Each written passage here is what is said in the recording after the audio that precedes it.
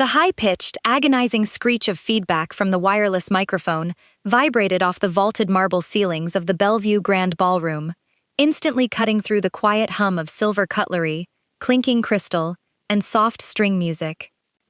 I sat near the center of the head table in a simple, tailored ivory silk gown, a dress I had purchased with my own hard-earned savings. Beside me sat my fiancé, William Montgomery, wearing a bespoke tuxedo, his fingers nervously twirling a heavy silver signet ring embossed with his family's crest. At the center of the raised stage stood his mother, Beatrice Montgomery. Beatrice was the self-proclaimed matriarch of regional high society, dressed in an ornate, over-the-top midnight blue lace gown, draped in 3 strands of South Sea pearls. Her silver hair was styled with architectural precision, and her dark, cold eyes swept over the room of 150 elite guests: bank directors, state politicians, corporate executives, and country club socialites. Ladies and gentlemen, distinguished guests, Beatrice's voice echoed through the room, dripping with theatrical performance. As the mother of the groom, it is traditional for me to stand before you tonight at this rehearsal gala, raise a glass of fine champagne, and welcome William's prospective bride into our storied family lineage. She paused, offering a tight, cruel smile that didn't reach her eyes. She reached into her silver-beaded evening clutch and pulled out a small, velvet-lined card box. However, Beatrice continued, her voice dropping into a loud, deliberate tone that carried to every corner of the room, the Montgomery family has spent 4 generations building a legacy of corporate prestige, refinement, and societal distinction. We do not dilute our bloodline, nor do we open our doors to penniless, uncultured nobodies who think they can slide into wealth through marriage. A sudden, sharp hush fell across the room. William flinched, staring down at his cloth napkin. His jaw clenched, but he didn't utter a single word of protest.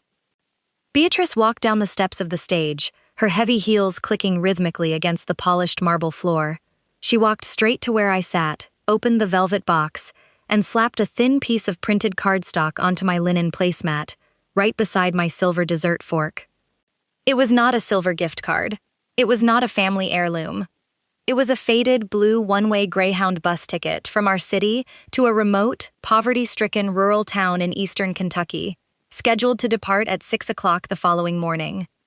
"This is my toast to you, Maya," Beatrice announced loudly, leaning down so her cold, perfumed breath brushed against my cheek. "You don't belong in this ballroom. You don't belong in our world. Take this ticket, pack your cheap vinyl suitcases, and board that bus before sunrise. Because if you dare show up at the cathedral tomorrow, I will personally have security drag you through the mud." A quiet, collective gasp rippled through the ballroom. A few of Beatrice's high society friends snickered behind their satin gloves. William sat beside me like a hollow statue, his head bowed, paralyzed by cowardice. I didn't cry. I didn't blush with shame. I looked down at the cheap paper ticket, then slowly turned my eyes up to meet Beatrice's triumphant gaze. Before I could speak, the heavy, 10-foot mahogany entrance doors at the back of the grand ballroom were violently thrown wide open against the wall stops. The disdain and the hidden empire. To understand why Beatrice Montgomery felt so comfortable executing a public humiliation, you have to understand the toxic hierarchy of old money vanity. My name is Maya Lin. I am 32 years old, and to the outside world, and specifically to the Montgomery family, I was an invisible, low-class nobody. I was born in a small, struggling coal mining town in eastern Kentucky. My father was a quiet, hard-working structural engineer who died in an industrial accident when I was 9 years old. My mother worked 2 jobs, cleaning offices by night and working as a hospital receptionist by day, just to ensure that my younger brother and I had food on the table and books for school. We didn't have luxury cars. We didn't spend summers in the Hamptons. We didn't have family trust funds or country club memberships. What we had was a small, immaculate home built on a foundation of fierce pride, relentless self-discipline, and an unshakable work ethic.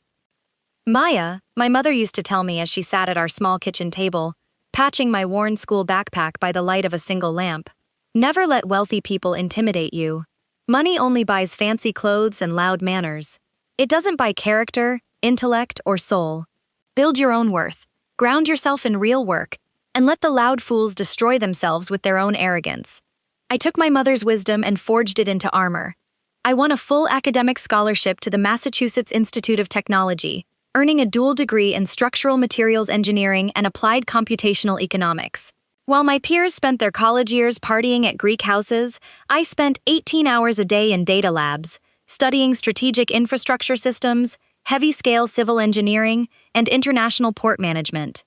When I was 25, I founded Aether Global Logistics and Infrastructure, a private, highly specialized engineering and supply chain infrastructure firm. We didn't design residential homes or build suburban shopping malls. We specialized in high-stakes, large-scale civil infrastructure, deep-water port terminal automation, strategic energy distribution grid design, and federal emergency logistics networks. Because over 80% of our operational contracts were signed directly with federal agencies, state infrastructure boards, and international maritime consortia under strict non-disclosure security seals, my company operated completely outside the public eye. To protect my personal privacy and keep my focus entirely on engineering, I structured the firm under a private holding trust called Sovereign Capital Management. I never posed for glossy business magazine covers. I never posted slick corporate updates on social media. I lived in a comfortable, quiet apartment, wore high-quality but unbranded clothes, and let my professional results generate hundreds of millions of dollars in corporate equity. 3 years ago, I met William Montgomery. William was a chief project manager at Montgomery Enterprises, a regional commercial real estate and property management firm founded by his grandfather 60 years prior. When I first met him at a municipal civil engineering conference, William seemed kind, soft-spoken, and genuinely passionate about architectural design. He was completely different from the aggressive, arrogant corporate men I usually encountered in my industry. We began dating quietly. I saw potential in him. I believed that beneath his quiet exterior lay a thoughtful, hardworking man who simply wanted to build a good life. However, I made a deliberate choice early in our relationship to keep the full scale of my professional wealth and ownership confidential. William knew I was a civil engineering consultant who worked with state contracts, but he assumed I was merely a mid-level salaried senior manager at a regional firm. He had no idea that I was the sole owner and CEO of Aether Global. I wanted to be loved for who I was as a human being, not for the massive balance sheets of my holding trust. The true nightmare began when William introduced me to his family. The Montgomery family lived in a massive, sprawling stone estate known as Bellevue Manor, located in an exclusive gated enclave outside the city. They projected an image of immense generational wealth. They drove imported luxury cars, threw annual charity balls, and spent money with aggressive public ostentation. From the very first evening I stepped into Bellevue Manor wearing a simple navy dress, Beatrice Montgomery made her absolute disdain for me violently clear. We were sitting in their formal dining room around a 12-foot polished mahogany table, served by white-gloved catering staff. Beatrice sat at the head of the table, holding a crystal wine glass, looking across at me with eyes as cold as polished marble. "So, Maya," Beatrice said, her tone dripping with manufactured, passive-aggressive sweetness. "William tells us you come from some tiny, impoverished town in Kentucky. How quaint. What exactly is it that your family does down there? Coal mining? Agriculture?" "My mother was a hospital administrator, Mrs. Montgomery," I replied politely, keeping my posture straight, "and my father was a structural engineer." "Oh, an administrator, a receptionist, you mean?" Beatrice chuckled softly, taking a slow sip of her wine before looking around the table at her husband, Arthur, and her daughter, Victoria. "Well, we must be honest here, dear. The Montgomery name holds immense weight in this state. Our ancestors founded the regional shipping ports. My grandfather was a state Supreme Court justice. When William chooses a wife, we naturally expect a woman from a family of equal standing, someone whose social connections, philanthropy, and family background elevate our standing, not drag it down into the mud." William shifted uncomfortably in his chair, coughing softly. "Mom, Maya is an incredible engineer. She works on major state logistics infrastructure." Beatrice cut him off with a sharp wave of her manicured hand. "Oh, please, William. Staring at blueprints in a dusty site trailer for a middle management salary is hardly what I would call an executive career. She's a glorified technician." I didn't lose my temper. I didn't raise my voice. I took a sip of water, smiled politely, and let her enjoy her shallow illusion of dominance. Over the next 2 years of our engagement, Beatrice's condescension evolved into systematic emotional abuse. Whenever family events took place, Beatrice went out of her way to exclude me or diminish my presence. At holiday dinners, she placed me at the far end of the table with distant, minor relatives. When family photos were taken by hired photographers, she would explicitly ask me to step out of the frame so they could get a true Montgomery family portrait. When William and I announced our wedding plans, Beatrice immediately hijacked the entire process. She refused to allow my mother to help plan any aspect of the ceremony, declaring that a woman from a rural background lacked the aesthetic sophistication required for a high-society Montgomery wedding. "If you are going to marry my son in front of our executive peers," Beatrice told me privately in her drawing room one afternoon, "you will wear what I tell you to wear, sit where I tell you to sit, and keep your mouth shut. You should be down on your knees thanking God every single day that my son is lowering his standards enough to give you our name." What Beatrice didn't know, what none of the Montgomerys knew, was that behind their grand facade of old money aristocracy, Montgomery Enterprises was secretly standing on the absolute brink of total financial collapse. 6 months before our wedding, my internal financial team at Sovereign Capital flagged a massive distress signal in the regional real estate market. Montgomery Enterprises had spent 10 years making reckless, ego-driven investments. Beatrice's husband, Arthur, and William's older brother, Julian, had taken on over $80 million in high-interest private loans to construct a massive, luxury waterfront commercial tower that was currently sitting 60% vacant. To cover their immense debt obligations and avoid public default, Montgomery Enterprises had quietly mortgaged Bellevue Manor itself, alongside every single piece of commercial real estate they owned. They were drowning in debt, bleeding cash at a rate of $3 million a month, and desperately searching for an emergency investor to buy out their non-performing mortgages before the bank initiated public foreclosure proceedings. 3 months before the wedding, my senior acquisition team at Sovereign Capital privately purchased 75% of Montgomery Enterprises' distressed debt from the primary lending syndicate. We didn't do it out of malice. We did it because the underlying land assets of their waterfront commercial project were strategically vital for an upcoming federal deepwater port extension project my engineering firm was bidding on. Without realizing it, the Montgomery family had surrendered absolute financial ownership of their entire legacy to my holding trust. I literally held the legal power to evict Beatrice from Bellevue Manor, seize their commercial properties, and force Montgomery Enterprises into immediate, humiliating Chapter 11 liquidation. I kept the paperwork locked in my safe. I had planned to present the fully forgiven debt notes to William on our wedding day as a massive, life-changing wedding gift. A fresh start for his family, free from the crushing weight of impending bankruptcy. I wanted to see if William would stand up for me as a husband. I wanted to see if he possessed the moral spine to protect the woman he claimed to love, when his mother pushed her cruelty to the absolute limit. The night of the rehearsal gala at the Bellevue Grand Ballroom was the ultimate test. And William failed it completely.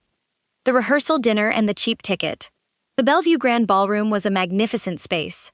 Gilded mirrors, soaring arched windows, massive crystal chandeliers, and polished white marble floors. The Montgomery family had rented the entire venue for their pre-wedding rehearsal gala, inviting 150 of the state's most influential political, corporate, and financial figures. From the moment I arrived at 7 o'clock, Beatrice set her psychological trap. When I entered the venue's private bridal preparation suite, carrying my tailored ivory silk dress in a garment bag, Beatrice met me at the door accompanied by 2 venue managers. "Oh, no, no, no," Beatrice said, holding up her hands in dramatic exasperation. "Maya, you cannot use the VIP suite. The governor's wife and the senior bank director's wives are using this room to refresh themselves before dinner. We cannot have a guest of your low standing cluttering up the space with cheap garment bags." She gestured toward a dark, narrow hallway near the rear service corridor. "You can change in the staff break room near the kitchen," Beatrice added with a cold smirk. "There's a small mirror above the sink. It's more than adequate for your needs." I looked at William, who was standing a few feet away, adjusting his silk tie. "William," I said, my voice low and steady, "are you really going to let your mother banish me to the staff break room on our rehearsal night?" William looked away nervously, rubbing the back of his neck. "Come on, Maya. Don't make a scene. My mom is just trying to make sure our high-profile guests are comfortable. It's just a room. Just change in the back so we can keep the peace, okay? I stared at William for 3 long seconds. The faint illusion of the brave, caring man I thought I was marrying shattered into dust right then and there. Keeping the peace, I repeated softly. Of course. I walked down the narrow service hallway, stepped into the cramped staff break room, hung my garment bag on a metal coat rack, and carefully put on my ivory silk gown.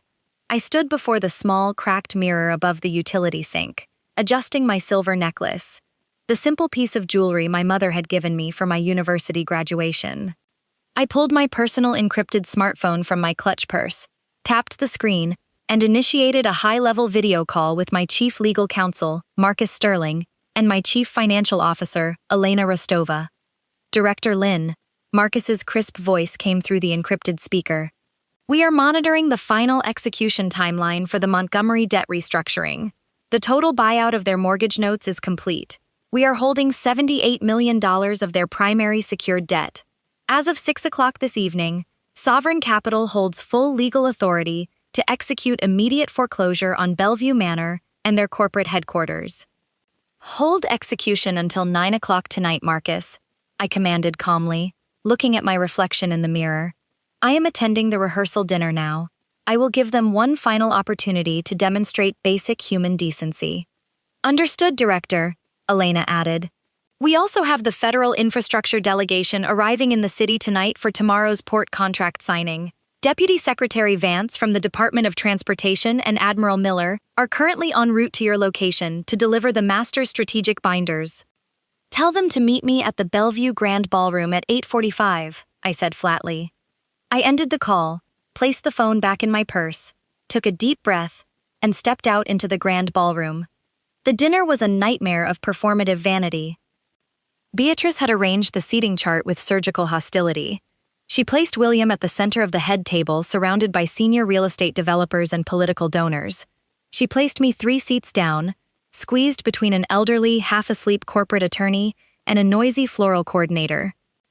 Throughout the 3-course meal, Beatrice stood up repeatedly, raising her crystal glass to deliver glowing toasts about her family's legacy, her grandfather's political achievements, and her son's brilliant future in corporate leadership. She didn't mention my name once. Whenever guests asked about my background or my career, Beatrice would instantly cut in, waving her hand dismissively. Oh, Maya just does some minor administrative work for small municipal road projects. Nothing worth boring our distinguished guests with. Let me tell you about William's new commercial waterfront project instead. William sat right beside her, smiling sheepishly, nodding along with every word his mother uttered, completely spineless, completely complicit. At 8:30, the final dessert plates were cleared away. The waiters poured champagne into 70 high society flutes across the room. Beatrice stood up from her chair, smoothed down her midnight blue lace gown, and walked up to the small wooden lectern near the head table. She picked up the wireless microphone, her face glowing under the soft light of the crystal chandeliers. Distinguished guests, family, and lifelong friends, Beatrice began, her voice ringing clear through the room. We have reached the moment of the evening where I, as the matriarch of the Montgomery family, am expected to offer a traditional toast to the woman joining our bloodline. She paused, looking out over the room. The chatter died down. Guests sat up straight, holding their champagne flutes. Beatrice reached into her silver evening bag, pulled out a small, velvet-lined card box, and held it up for the room to see. When my grandfather married my grandmother 65 years ago, Beatrice said, her tone dripping with dramatic effect, he presented her with a 50-carat heirloom sapphire brooch to welcome her into our grand legacy. That brooch has been passed down through generations of proud, high-society Montgomery women. She opened the box, her eyes turning to lock directly onto mine with a look of pure, unadulterated hatred. However, Beatrice continued, her voice hardening, heirlooms are reserved for royalty. Heirlooms are reserved for women of pedigree, virtue, and status. They are not meant to be wasted on opportunistic nobodies from coal mining towns who think they can use my son to escape their lower-class lives. The ballroom froze. The air instantly turned heavy, suffocating. Beatrice walked down the steps of the stage, her high heels clicking loudly against the white marble. She stopped directly in front of my chair. She reached into the velvet box, pulled out a thin, rectangular slip of blue-printed paper, and slammed it down onto my table, right beside my pristine silk napkin. It was a physical, one-way Greyhound bus ticket to rural Kentucky, dated for 6 o'clock the next morning. "This is my toast to you, Maya," Beatrice declared, her voice echoing into every corner of the silent hall. "You do not belong in Bellevue Manor. You do not belong in the Montgomery bloodline. I have bought you a one-way ticket back to the gutter you came from. Take your bags, get out of this ballroom, and board that bus before sunrise. Because if you attempt to walk down the aisle at our cathedral tomorrow, my security detail will throw you into the street like the trash you are." A wave of utter shock rippled across the room. Several bank directors gasped. A few socialite women covered their mouths with their hands. I didn't move. I didn't tremble. I slowly turned my head to look at William.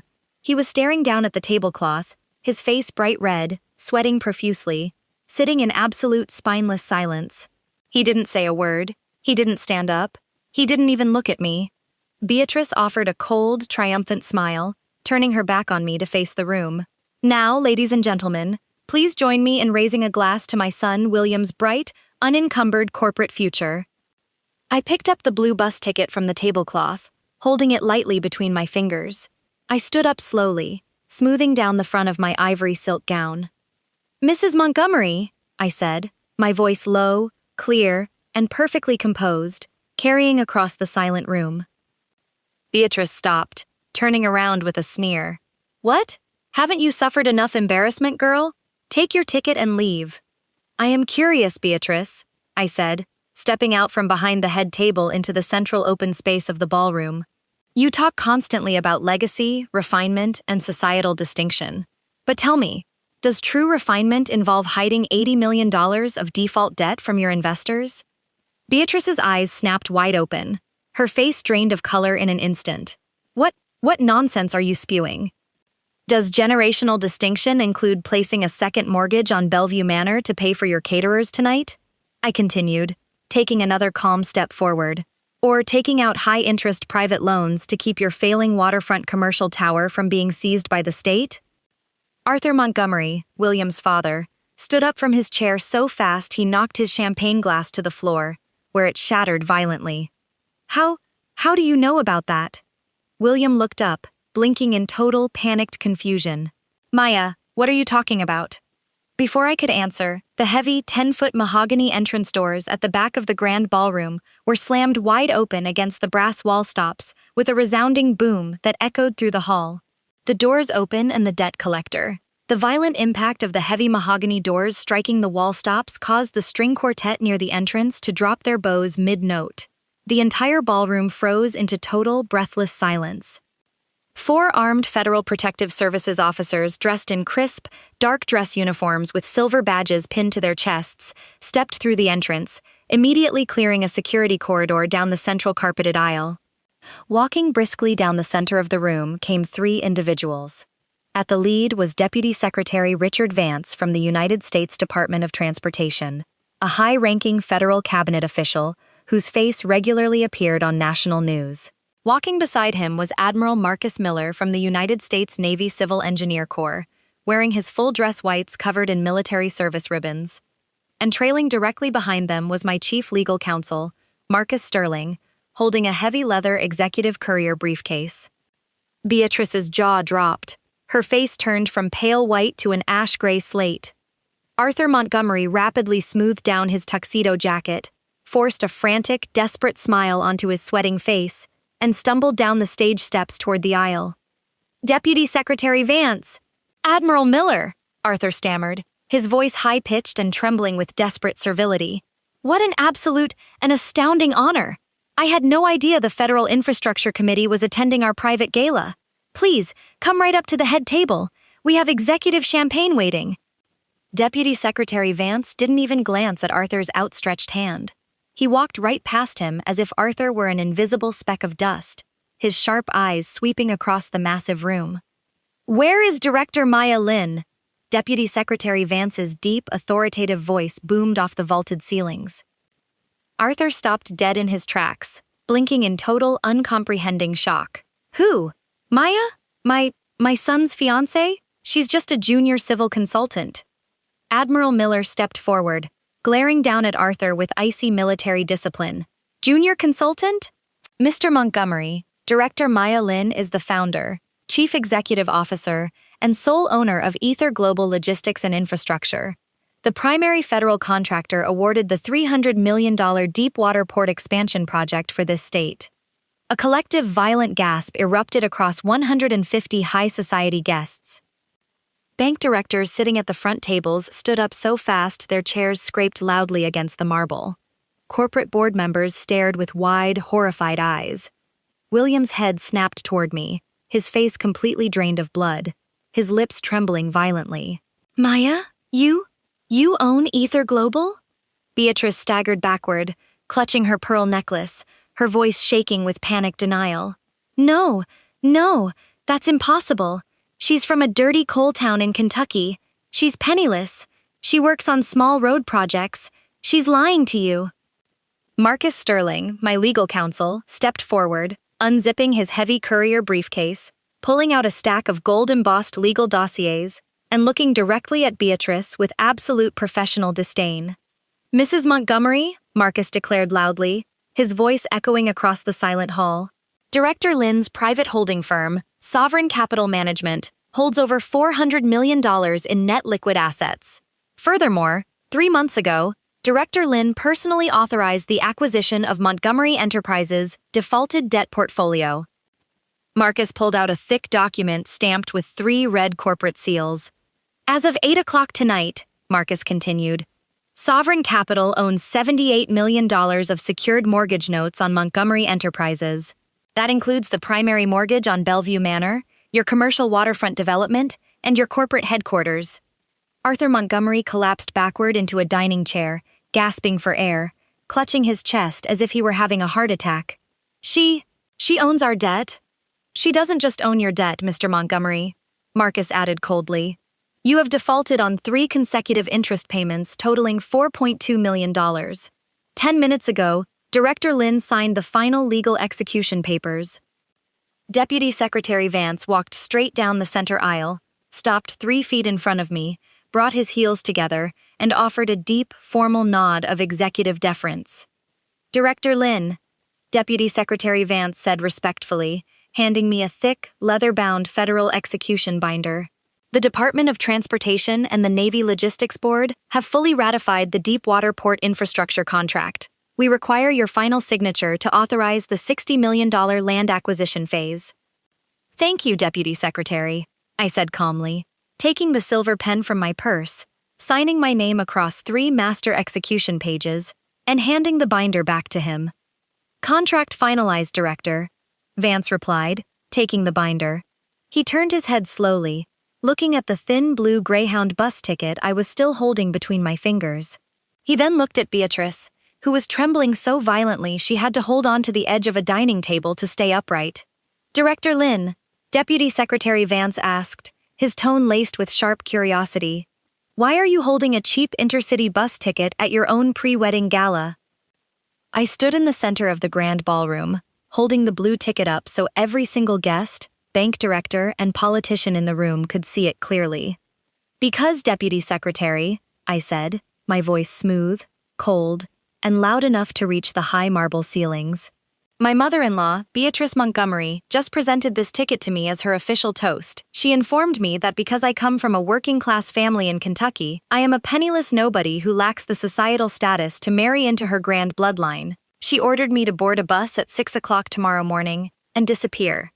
A suffocating, agonizing silence fell over the Bellevue Grand Ballroom. The bank directors, who had spent the last 2 years listening to Beatrice brag about her elite family status, began snickering openly. Several high society women turned away in utter shame, covering their faces. Deputy Secretary Vance looked at Beatrice, then at Arthur, his eyes turning to absolute ice. Is that so? Vance said softly, his voice dripping with lethal contempt. Well, Mrs. Montgomery, I suggest you take that bus ticket back.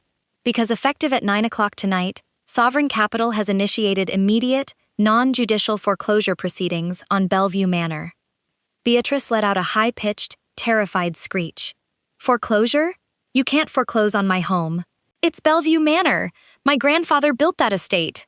Your grandfather built it, I said, stepping forward, glaring down at her with absolute calm authority. But your reckless vanity, your unpayable debts, and your complete lack of operational capability destroyed it. You don't own Bellevue Manor anymore, Beatrice. My holding trust owns it. William frantically pushed his way past the table, staggering over to me, grabbing his hair in sheer, unadulterated panic. Maya, please! William begged, his voice cracking, tears streaming down his face as he dropped to his knees right there on the white marble floor in front of 150 guests. Maya, I didn't know. I swear to God I didn't know you owned Aether Global. I love you. Please don't do this to my family. Please forgive my mother. She didn't mean it. We can still get married tomorrow. We can fix this. I looked down at William as he kneeled at my feet, weeping, begging not for me, not for our love, but for his family's money, status, and luxury estate. Stand up, William, I said coldly. He scrambled to his feet, holding his hands out like a desperate child. Maya, please. I pulled the heavy platinum diamond engagement ring from my finger. I held it up for a second, looking at the sparkling stone, and then dropped it right into his champagne glass sitting on the table beside him. It sank to the bottom with a small, sharp clink. I didn't keep my business a secret to trick you, William, I said, my voice filled with steady, unshakable finality. I kept it quiet because I wanted a husband who loved me for who I was, when the world wasn't looking. I wanted a man who had the spine, the honor, and the moral integrity to stand up for his wife against cruelty. But you aren't a man. You're just a cowardly puppet who lets his mother spit on people to protect his own comfort. I turned to Beatrice, holding out the blue Greyhound bus ticket. You bought this ticket for 6 o'clock tomorrow morning, Beatrice, I said, tossing the paper slip onto her lap. I suggest you use it, because my legal team is serving your formal 24-hour eviction notice at Bellevue Manor at 7 o'clock sharp. Pack your bags. Without waiting for another word, I turned my back on the Montgomery family, turned my back on William, and walked down the carpeted central aisle of the grand ballroom. Behind me, the sound of Beatrice wailing in utter terror, Arthur collapsing into his chair, and William begging my legal team for mercy echoed off the high marble ceilings. I stepped out through the heavy mahogany doors, into the cool night air, where my private black sedan was waiting at the curb. The aftermath of that evening at the Bellevue Grand Ballroom was swift, absolute, and completely catastrophic for the Montgomery family. In the world of high finance and regional corporate real estate, news travels faster than light. By sunrise the next morning, every major bank, commercial lender, and political figure in the state knew the full, humiliating story. The bank directors who had attended the rehearsal dinner immediately froze Montgomery Enterprises' remaining lines of credit, realizing the firm was entirely insolvent and had been living on borrowed time. Within 72 hours, Montgomery Enterprises filed for emergency Chapter 11 bankruptcy. During the court-ordered asset liquidation, Sovereign Capital Management enforced its primary secured debt rights. We seized Bellevue Manor, the vacant waterfront commercial development, and their corporate headquarters building. The waterfront property was immediately integrated into Aether Global's Deepwater Port project, creating 1,200 high-paying civil engineering and logistics jobs for workers across the region. As for Bellevue Manor, I had zero desire to live in a house poisoned by decades of arrogance. I donated the entire 30-acre estate to a regional educational trust, converting the Grand Manor into a state-of-the-art vocational STEM academy for young women from rural, low-income communities, giving girls from backgrounds just like mine the resources, scholarships, and engineering training needed to build real empires of their own. The personal collapse of the Montgomery family was complete. Beatrice Montgomery was forced to liquidate her luxury jewelry, her designer wardrobe, and her imported cars to pay off personal legal fees and back taxes. Deprived of her high society status, her country club membership, and her grand estate, she moved into a modest, single-bedroom rental apartment in a neighboring town, completely shunned by the socialite friends who had once cheered on her cruelty. William tried to call me 50 times in the weeks following the gala. He sent long, frantic emails, wrote handwritten letters, and even showed up at my corporate office building's security lobby, begging for 5 minutes to explain himself, swearing that he had changed, promising that he would cut his mother out of his life forever if I just gave him a second chance. I never took his calls. I never responded to his letters. I had security escort him from the lobby. William was eventually forced to take an entry-level site surveyor job with an independent construction firm in Western Texas, earning a modest salary, far away from the elite circles he had spent his life relying on. 6 months after that night, I sat at the head of a massive marble conference table in Aether Global's new corporate tower overlooking the harbor. Outside my floor-to-ceiling windows, massive cargo ships moved smoothly through the newly automated deep-water shipping lanes, a complex living network of steel, logistics, and computational engineering that my team and I had spent years designing. My executive assistant walked into the room, setting a hot cup of black coffee on my desk, along with a small, framed photo that had arrived in the morning mail.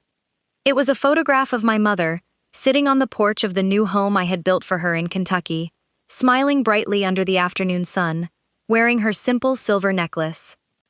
I looked at the photograph, then looked out over the thriving harbor below. I thought about Beatrice Montgomery's cheap bus ticket. I realized then that Beatrice had actually given me a strange, unwitting gift that evening. She had forced the truth into the light before I made the catastrophic mistake of tying my life to a spineless man and a hollow family. True human worth has never been measured by gold leaf invitations, country club memberships, ancient signet rings, or arrogant last names. Real strength is quiet. It is built in the dark, through long hours of honest labor, unshakable integrity, and deep self-reliance. The people who spend their lives screaming from high towers about how important they are almost always the ones standing on foundations made of sand, and when the storm finally comes, they fall first, hardest, and fastest. I took a sip of my coffee, picked up my pen, turned to the master engineering blueprints spread across my desk, and went back to work. Leave the word dignity in the comments right now if you believe that true human worth is proven through honest hard work, character, and self-worth, never through loud bragging, old money status, or stepping on others to feel superior. Arrogance always demands an audience, but true capability operates in silence until the work is finished.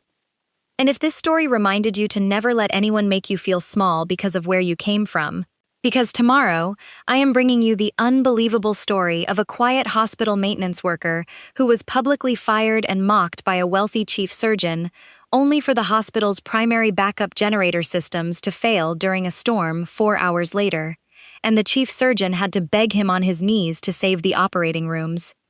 I'll see you in the next story.